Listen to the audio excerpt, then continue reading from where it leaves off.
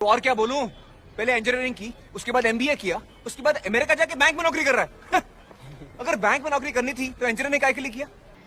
Hello guys, first of all thank you to all of you for overwhelming support. अब हमारी family 433 की हो चुकी है।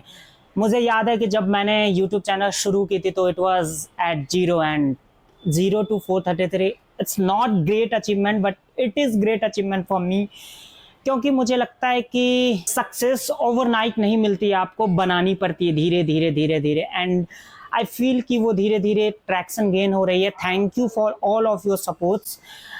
और एक बात बोलना चाहूँगा, आप में से कुछ लोग हैं जो वीडियोस तो देख लेते हैं पर सब्सक्राइब्स नहीं करते हैं, तो प्लीज़ यार सब्सक्राइब कर दो, इसमें आपकी कुछ एफर्ट नहीं लगेगी। अब ये गेस करो आप लोग कि मैं कहाँ पे हूँ, कौन से सिटी में। ऑब्वियसली हम IIM त्रिची में तो नहीं है, क्योंकि हमारी समर इंटर्नशिप चल रही है, तो अलग अलग सिटीज़ जानी पड़ी अलग अलग लोगों को जिनकी जहाँ लोकेशन हुई। तो आप गेस करो पहले तो कमेंट बॉक्स में कि कहाँ पे हूँ मैं।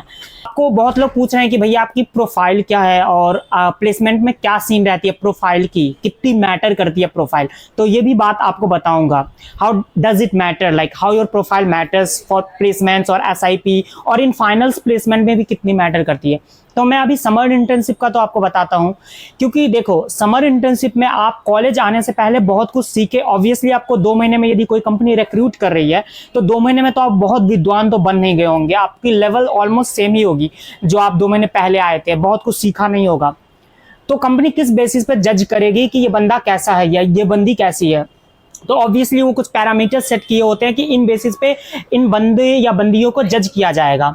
तो पहली क्राइटेरिया उनकी होती है प्रीवियस एकेडमिक्स, दूसरी होती है अचीवमेंट्स, आपने क्या क्या अचीव किया अपनी ज़िंदगी में, और तीसरी होती है थोड़ी बहुत आपकी वर्क है कि मैटर करती है थोड़ी बहुत, क्योंकि स्पेसिफिक रिक्वायरमेंट्स होते हैं तो उन सब बेसिस पे भी बहुत कुछ वेरी करती है चीज़ें।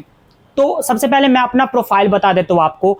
मेरी पास्ट एकेडमिक्स की बात करें तो I was 10 pointer in 10th class, so 95% बनते हैं तो 9 रख लो आप।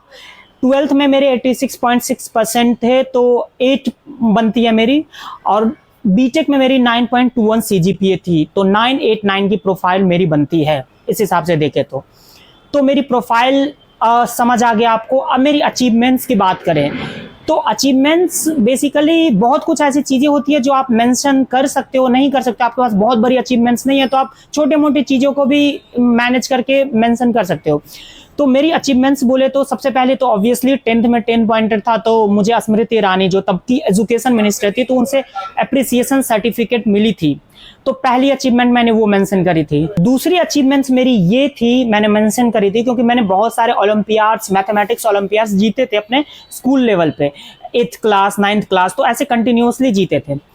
तो वो सारी चीज़ें मैंने मेंशन करी थी। कॉलेज में भी मैंने फिजिक्स ओलंपियाड्स में कुछ रैंक लाए थे तो वो भी मैंने मेंशन करी थी।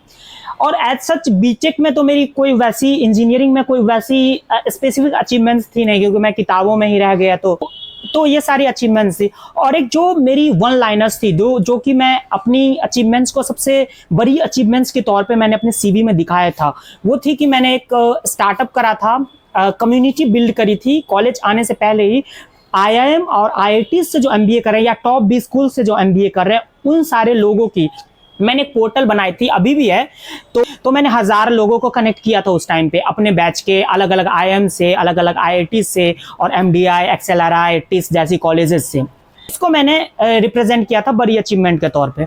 तो आपको मेरी प्रोफाइल पता चल गई। तो ये प्रोफाइल मैंने अपने सीनियर्स को आते ही दिखाया, क्योंकि आप 20 स्कूल से आते हो तो आपको सबसे पहली ये एक्सपेक्टेशंस होती है मेरी प्लेसमेंट अच्छी लगे, अच्छे पैकेज पे लगे, अच्छे कंपनी में लगे, अच्छे रोल में लगे। तो मैंने सीनियर्स से बात करे कि क्या सीन है, मतलब प्लेसमेंट्स कैसी लगती है, क्या चीज़ ज़्यादा मैटर करते हैं, क्या चीज़ कम मैटर करते हैं। तो भाई तेरी CV बहुत अच्छी है, तेरी एकेड्स भी बहुत अच्छी है, और IIM त्रिची में यदि आपका 989 टाइप की प्रोफाइल है तो that is great, like great और गुड के बीच में, क्योंकि 999 ऑब्वियसली बहुत कम का होता है, तो वो बहुत अच्छी प्रोफाइल मानी जाती है। तो लोगों ने मुझे बोला भाई तुझे शॉर्टलिस्ट तो आने वाली है, तू बस प्रिपेयर कर।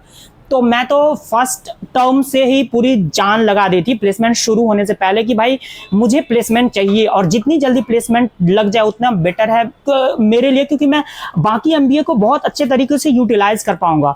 और यूटिलाइज इवन कि आप बात करो कि मैंने यूट्यूब चैनल लॉन्च करने का भी कॉलेज आने से पहले सोचा था, बट क्योंकि मेरी प्लेसमेंट नहीं लगी थी तो मैंने थोड़ा लेट किया। और चीज़ें थी जैसे यदि मुझे प्लेसमेंट्स लग गई तो मैं बहुत सारे CNC इवेंट्स में पार्टिसिपेट कर पाता था, उसमें काफ़ी सारे मैंने प्राइजेस जीते हैं, पैसे भी जीते हैं, मेडल्स जीते हैं, ट्रॉफीज जीते हैं। तो वो सब बहुत ही अंदर की वो खुशी होती है, क्योंकि बीटेक में मैं वो सब नहीं कर पाया था। सारी चीज़ें मुझे था कि मुझे वो सारी एक्सपोजर लेनी है यहाँ पे MBA में, तो इसीलिए मैंने उस पर फोकस कर दी थी, पूरी जी जान लगा दी थी मैंने फर्स्ट टर्म में।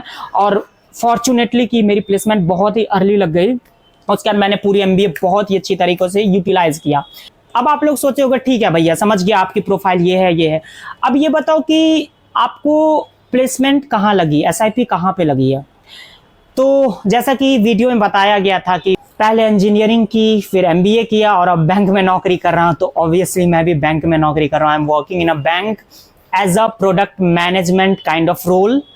और रोल भी अच्छी लग रही है मुझे अब तक तो। और ऑब्वियसली बैंक भी बड़ी ब्रांड है। And the best thing about my internship is कि मुझे बैंक के हेड क्वार्टर में लगी है। तो मैं हेड क्वार्टर में बैठता हूँ जहाँ बड़े बड़े टॉप लीडर्स बैठते हैं, तो वहाँ मुझे इंटरेक्ट करने का मौका मिलता है। तो ठीक है, अभी ये राज खोलता हूँ कि मेरी SIP लगी है ICICI बैंक में। तो आप लोगों ने सारों ने नाम सुना होगा, मुझे नहीं लगता किसी ने नहीं सुना होगा। तो अब बात करते हैं कि भैया पैसे कितने मिल रहे हैं, पैसे कितने दे रहे हैं ICICI वाले। तो देखो पैसे तो मैं बता नहीं सकता ऑब्वियसली, आप भी जानते ही होंगे। बट हाँ ये समझो, जैसे मैंने थंबनेल में मेंशन किया है कि मैंने जो प्रीवियस विदड्रॉन सैलरी थी इन हैंड, उसकी ऑलमोस्ट 3 टाइम्स मेरी स्टाइपेंड है। तो आप गेस कर सकते हो, एक अंदाज़ा लगा सकते हो। आप कमेंट बॉक्स में करो, मैं बताता हूँ कि आप जानते होगे कॉग्निजेंट में मैं काम करता था जैसे बताया।